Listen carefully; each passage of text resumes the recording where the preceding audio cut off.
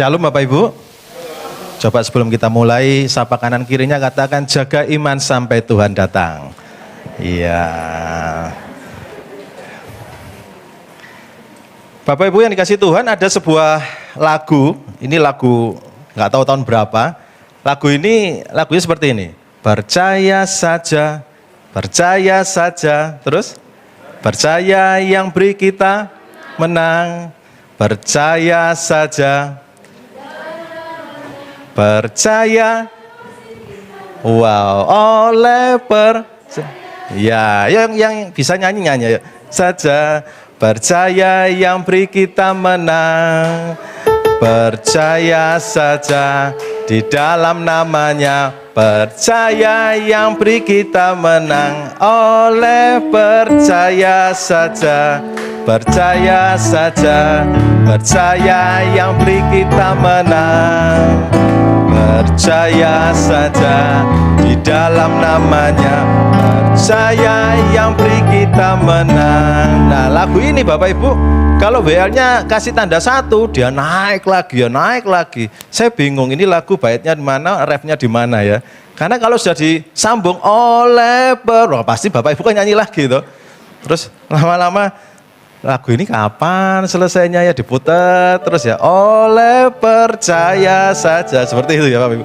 Nah, pertanyaannya adalah apakah cukup hanya percaya saja kita bisa menang? Kita baca di Markus 5 ayat yang ke-36. Tetapi Yesus tidak menghiraukan perkataan mereka dan berkata kepada kepala rumah ibadat, jangan takut, percaya saja. Nah, ayat ini Bapak Ibu sering dipakai ketika kita dalam menghadapi masalah atau menghadapi tantangan hidup yang tidak ada kunjung selesai. Dikatakan percaya saja. Tetapi apakah memang benar apa yang dikatakan Yesus itu percaya saja? Apakah tidak ada sesuatu yang harus kita lakukan? Apa sih percaya itu?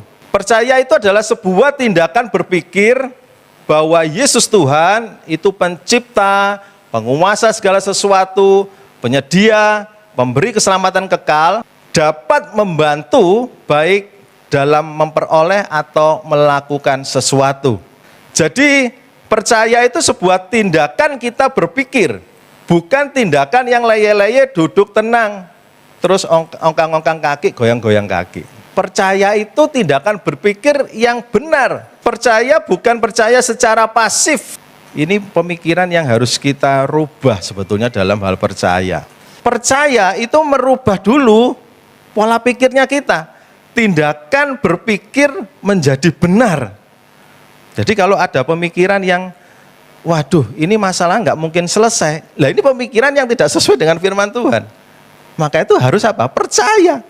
Percaya tindakan berpikir menjadi benar bahwa Yesus itu mampu gitu ya, memperoleh dan melakukan sesuatu.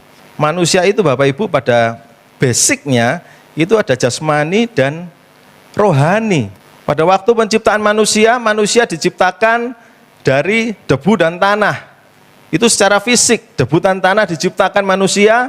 Setelah itu Allah menghembuskan nafasnya ke dalam manusia. Dan disitulah terjadilah kehidupan. A living soul. Jiwa yang hidup. Sebuah kehidupan.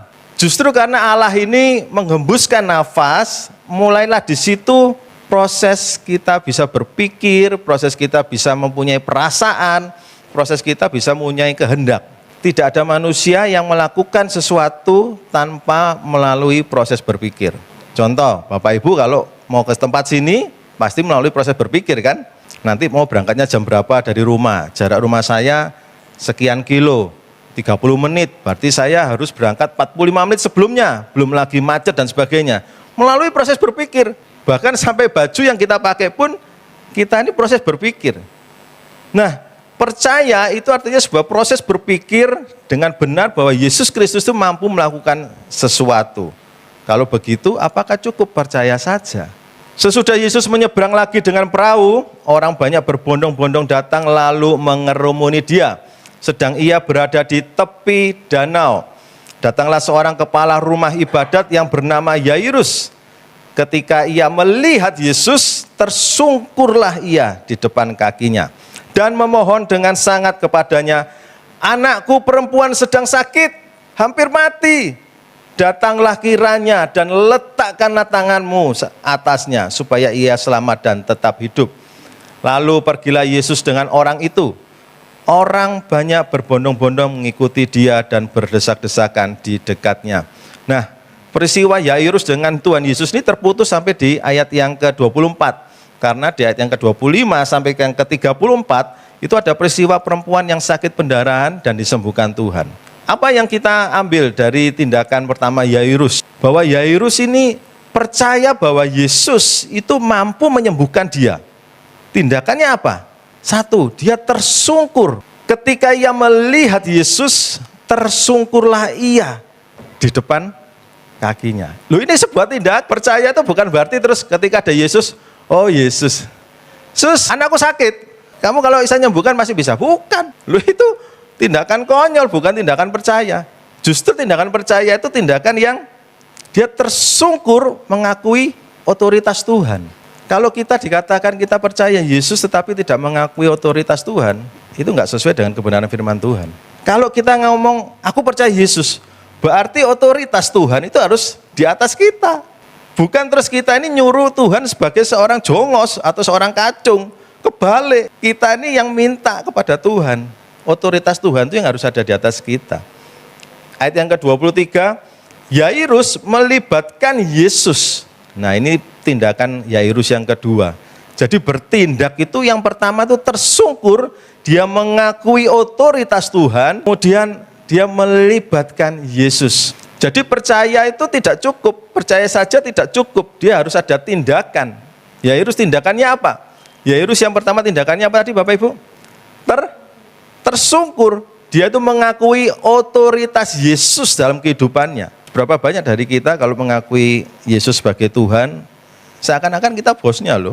Secara tidak sadar kita ini seperti bosnya Yesus. Tuhan, ini waktunya ditolong loh Tuhan. Ini kalau tidak ditolong Tuhan, habis waktuku Tuhan. Kita jangan sampai menempatkan otoritas Tuhan itu di bawah kita. Mengakui otoritas Tuhan itu menyerahkan diri dalam otoritas Tuhan dan melibatkan Yesus. Kalau Tuhan berkata, diam, ya sudah kita diam. Kalau Tuhan mengatakan, ayo kamu harus gerak, ya sudah kita gerak. Lah ini mengakui otoritas Yesus, hidup dalam otoritas Tuhan itu seperti itu. Tersungkur, melibatkan Yesus. Percaya saja tidak cukup, percaya itu harus tekun. Nah, tekun itu apa? Tekun itu bersungguh-sungguh, rajin.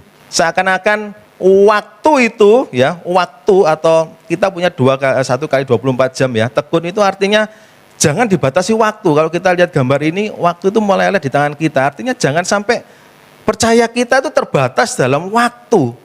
Percaya itu harus benar-benar leleh bergabung satu dengan kehidupan kita. Ketika Yesus masih berbicara, datanglah orang dari keluarga kepala rumah ibadat itu dan berkata, anakmu sudah mati. Apa perlunya lagi engkau menyusah-nyusahkan guru? Jadi pada waktu tadi Yairus mengajak Yesus ke rumahnya, Yesus menyetujui, ayo ke rumah. Kemudian kan kita terputuskan sebuah peristiwa di mana wanita yang pendarahan mendapatkan mujizat. Terputus sampai di situ. Nah, pada waktu Yesus masih berbicara, datanglah orang dari keluarga kepala rumah ibadat itu dan berkata, anakmu sudah mati. Apa perlunya lagi engkau menyusah-nyusahkan guru? Ini make sense ya. Logika banget ya. Tetapi Yesus tidak menghiraukan perkataan mereka dan berkata kepada kepala rumah ibadat, jangan takut, percaya saja. Lalu Yesus tidak memperbolehkan seorang pun ikut serta kecuali Petrus, Yakobus dan Yohanes, saudara Yakobus. Mereka tiba di rumah kepala rumah ibadat dan di sana dilihatnya orang-orang ribut, menangis dan meratap dengan suara nyaring. Sesudah ia masuk, ia berkata kepada orang-orang itu, mengapa kamu ribut dan menangis? Anak ini tidak mati, tetapi tidur. Bertekun itu artinya percaya walaupun fakta tidak sesuai harapan. Ini tekun. Tidak bisa dibatasi dengan waktu. Anaknya ini mati toh, ini fakta. Terputus dengan waktu, anaknya mati. Tetapi iman percaya itu tidak terbatas dengan waktu. Yesus tidak menghiraukan dan tetap berjalan ke rumahnya Yairus. Yairus di mana? Yairus ya ikut loh. Enggak terus, waduh Tuhan, anakku wis mati, wis Tuhan sendirian aja. Enggak, ikut. Yairus ikut. Jadi percaya itu bertekun walau fakta tidak sesuai harapan. Sampai di rumahnya Yairus, fakta benar-benar lebih kuat, lebih nyata bahwa orang-orang itu ribut, menangis, meratap dengan suara nyaring. Artinya memang faktanya sudah berbeda, faktanya anak ini mati, mau diapain lagi? Yairus melakukan apa? Tetap dia ada di sampingnya Yesus.